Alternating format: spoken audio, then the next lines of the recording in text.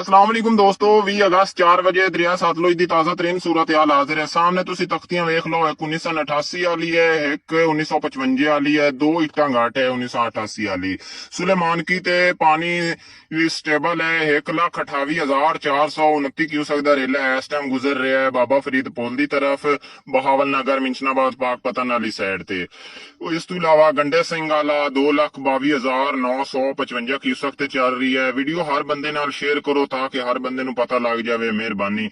ਹੁਸੈਨੀ ਵਾਲਾ 2,19,440 क्यूसेक ਤੇ ਅਖਰਾਜ ਹੋ ਰਹੀ ਹੈ।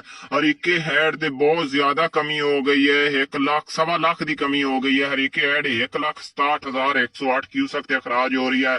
ਸਾਹਮਣੇ ਤੁਸੀਂ ਲਾਈਵ ਵਿਜ਼ੂਅਲ ਦੇਖਦੇ ਪਏ ਨੇ। ਲੋਕ ਆਪਣੇ ਮਾਲ ਡੰਗਰ ਸਾਰਾ ਕੁਝ ਕੱਢ ਤੇ ਲੈ ਕੇ ਜਾ ਰਹੇ ਨੇ। ਹੈਡ ਸੁਲੇਮਾਨ ਕੀ ਦੀ ਲਾਈਵ ਵੀਡੀਓ ਹੈ। ਆ ਤਖਤੀਆਂ ਤੁਸੀਂ ਦੁਬਾਰਾ ਵੇਖ ਲਓ, ਤਸੱਲੀ ਕਰ ਲਓ। ਪਾਣੀ 2 ਇੱਟਾਂ ਘਾਟ ਹੈ।